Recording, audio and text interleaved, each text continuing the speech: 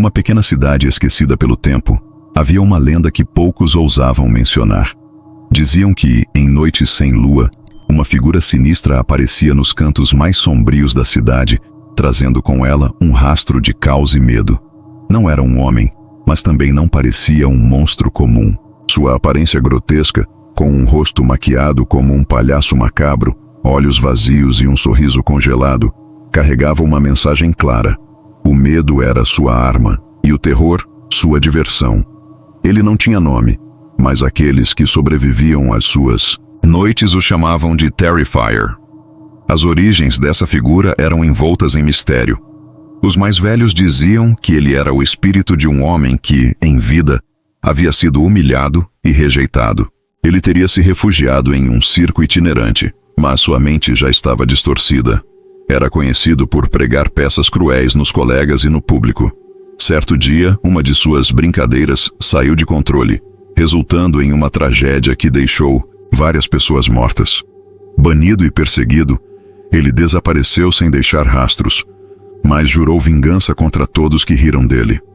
As primeiras aparições de Terrifier foram discretas, como se ele estivesse testando os limites de sua nova forma. Alguns relatavam ouvir risadas abafadas em becos escuros ou sentir o cheiro de sangue sem motivo aparente. Um grupo de adolescentes que resolveu investigar uma antiga ferrovia abandonada desapareceu, e seus corpos foram encontrados dias depois, em poses grotescas como se fossem parte de uma macabra exposição artística. Cada cena parecia uma obra planejada, carregada de ironia e crueldade. Um deles foi pendurado de cabeça para baixo com balões amarrados aos pulsos, enquanto o outro foi encontrado com o rosto coberto de maquiagem de palhaço, um sorriso torto, esculpido em sua pele. A polícia local não sabia como lidar com aquilo.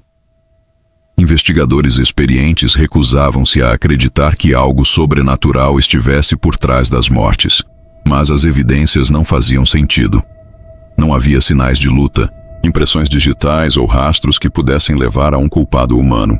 As pessoas começaram a abandonar a cidade, e aquelas que ficavam viviam em constante estado de alerta, fechando janelas e portas ao cair da noite. Mas isso parecia apenas divertir Terrifier. Ele se alimentava do medo que causava, e quanto mais aterrorizada a cidade ficava, mais brutal ele se tornava. Uma das histórias mais assustadoras era a de um casal que decidiu ignorar os avisos e saiu para um passeio noturno. Eles estavam em uma estrada deserta quando o carro começou a falhar. O homem desceu para verificar o motor, enquanto a mulher esperava dentro do veículo.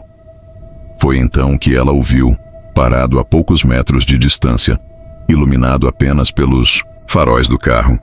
Seu sorriso era tão largo que parecia rasgar sua pele pálida. Ele não se moveu de imediato, apenas observava, como se estivesse calculando o impacto psicológico daquele momento. Quando finalmente avançou, foi com uma rapidez sobre-humana. O casal foi encontrado dias depois, mas suas mortes eram tão horrendas que nem os investigadores mais endurecidos conseguiram descrever os detalhes. Apesar de sua predileção por vítimas humanas, Terrifier também tinha um estranho fascínio por objetos inanimados. Relatos falavam de brinquedos antigos que apareciam misteriosamente em casas abandonadas, bonecas com rostos semelhantes ao dele, ou espelhos que refletiam sua imagem mesmo quando ninguém estava por perto. Isso levava as pessoas a acreditar que ele não era apenas uma entidade física, mas também uma força que podia manipular o ambiente, espalhando seu terror mesmo na ausência de testemunhas diretas. Com o passar do tempo, surgiram aqueles que tentaram enfrentá-lo. Histórias de caçadores de monstros e investigadores paranormais que vieram de longe para tentar pôr fim ao reinado de terror de Terrifier acabavam sempre do mesmo jeito: fracasso absoluto. Ele parecia prever cada movimento, transformando as tentativas de captura em espetáculos ainda mais aterrorizantes.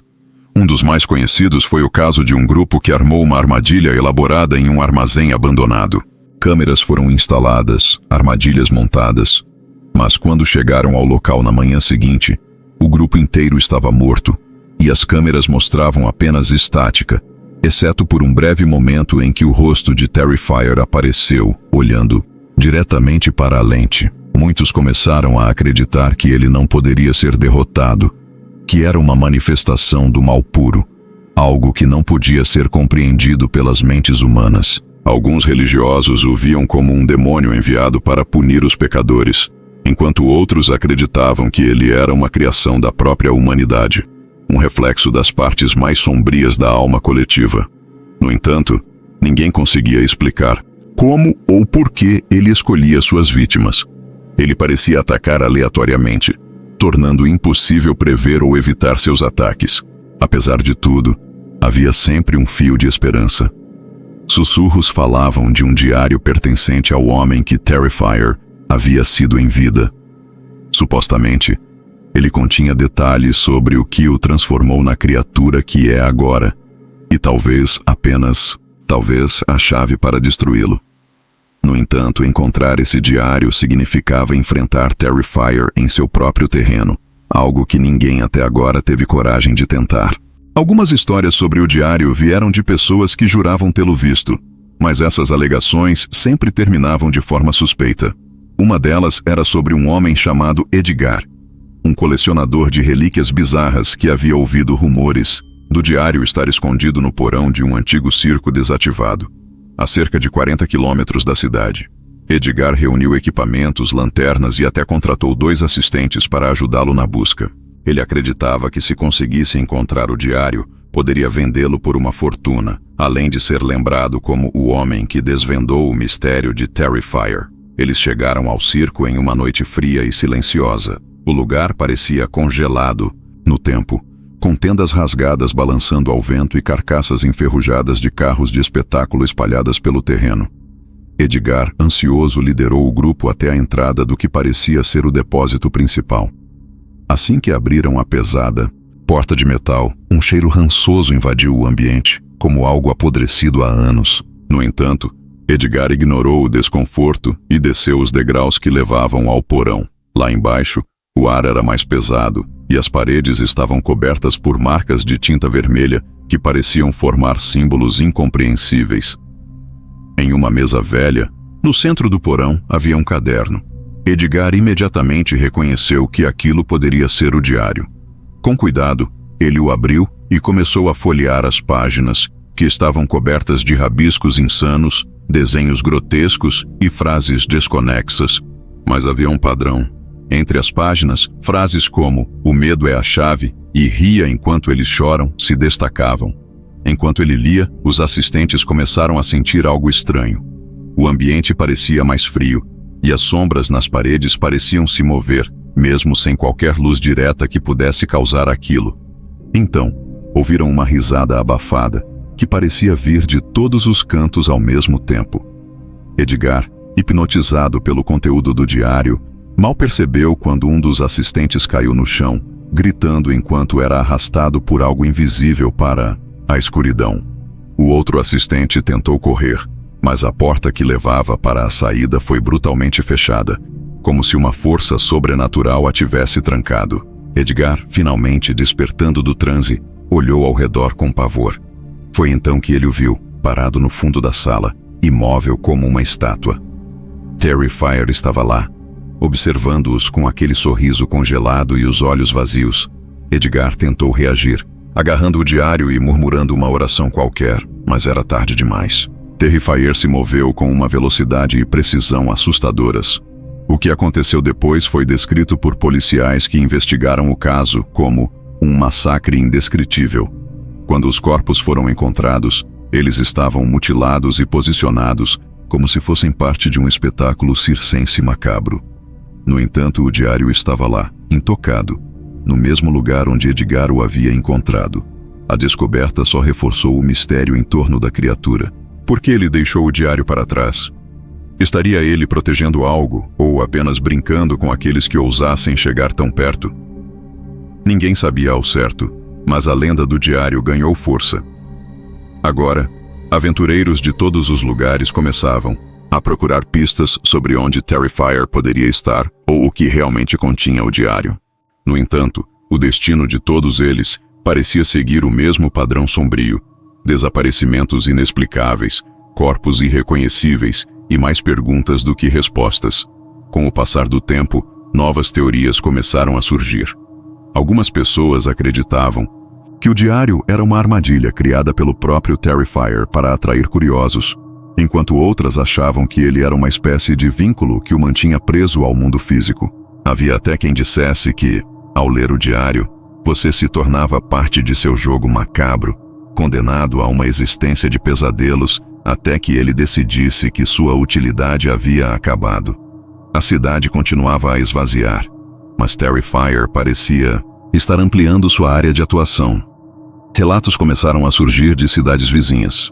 Pessoas desaparecendo de estradas desertas, objetos misteriosos aparecendo em locais públicos e mais corpos encontrados em situações grotescas. A presença dele estava crescendo, e quanto mais medo ele provocava, mais forte parecia se tornar. Pergunta que ninguém conseguia responder era: havia algum limite para o que ele poderia fazer?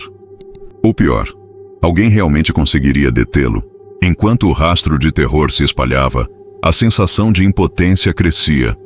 Terrifier parecia invencível, como se fosse mais do que apenas uma entidade física. Ele era o próprio medo personificado. Aqueles que sobreviviam a seus encontros raramente conseguiam descrever o que tinham visto, mas todos compartilhavam o mesmo olhar vazio, como se algo dentro deles tivesse sido arrancado. Era como se ele não apenas matasse, mas também consumisse pedaços das almas de suas vítimas, tornando-se ainda mais poderoso. Alguns estudiosos do oculto começaram a teorizar que Terrifier era mais antigo do que qualquer um poderia imaginar. Um espírito primordial alimentado pelas emoções humanas mais sombrias. Não havia lógica em seus ataques, apenas um desejo insaciável de provocar caos e sofrimento. Outros acreditavam que ele era uma espécie de espelho sombrio, refletindo os pecados e medos da sociedade moderna. Mas, independentemente da origem, uma coisa era certa: ele não tinha intenção de parar. Uma noite, em uma reunião clandestina de moradores e caçadores de lendas, alguém sugeriu um plano.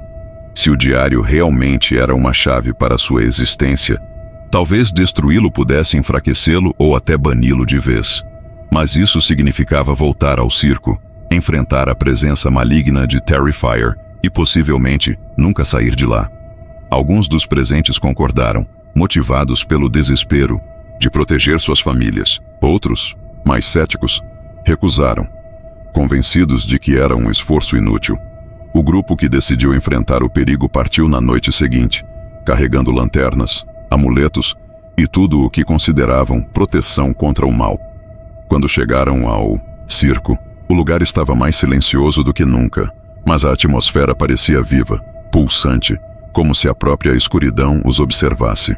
Eles avançaram com cautela, mas a cada passo o ar parecia mais pesado, como se algo invisível estivesse pressionando seus corpos. No porão, o diário ainda estava lá, mas ao redor dele, símbolos desconhecidos brilhavam em vermelho, como se fossem escritos com sangue recém-derramado. O líder do grupo, um homem chamado Paulo, pegou o diário com as mãos trêmulas. Ele sabia que precisavam agir rápido, mas antes que pudessem fazer qualquer coisa, uma risada ecoou pelo ambiente, seguida pelo som de passos lentos e deliberados. Ele estava ali. Terrifier apareceu à vista, bloqueando a única saída. Com sua presença, o ambiente pareceu congelar no tempo. As luzes das lanternas piscavam e falhavam, e um silêncio mortal tomou conta do lugar, interrompido apenas pela respiração ofegante do grupo. Paulo segurou o diário com força, tentando recitar algo que havia lido sobre banimentos, mas sua voz falhou. Terrifier, imóvel, apenas observava, como se estivesse saboreando o desespero do grupo. O que aconteceu naquela noite nunca foi completamente descoberto. Dias depois, o porão foi encontrado vazio, sem sinal de Paulo ou de qualquer um que estava com ele. O diário, no entanto, tinha desaparecido. Para alguns, isso significava que Paulo e seu grupo haviam conseguido, que talvez tivessem encontrado, uma maneira de tirar o poder de Terrifier. Mas para outros, era apenas o início de algo ainda mais sombrio. Sem o diário para atrair caçadores, o rastro de Terrifier ficou menos previsível. Ele agora parecia estar em todos os lugares ao mesmo tempo, como se tivesse se libertado de quaisquer restrições que o ligassem a um local específico. As histórias continuaram a surgir, cada uma mais aterrorizante que a outra, enquanto aqueles que ousavam tentar entender sua verdadeira natureza se perdiam no caminho. Terrifier não era apenas uma lenda. Ele era a prova de que o medo, quando alimentado o suficiente, pode se tornar algo tangível, algo indestrutível. E enquanto houver medo, ele estará lá, rindo na escuridão, esperando sua próxima vítima. Se você gostou do vídeo e quer mais relatos assustadores, deixe o like e compartilha com os seus amigos. Fique à vontade para compartilhar relatos que você conhece aqui nos comentários. Um abraço do Sr. Calafrio e não leia livros antigos demais.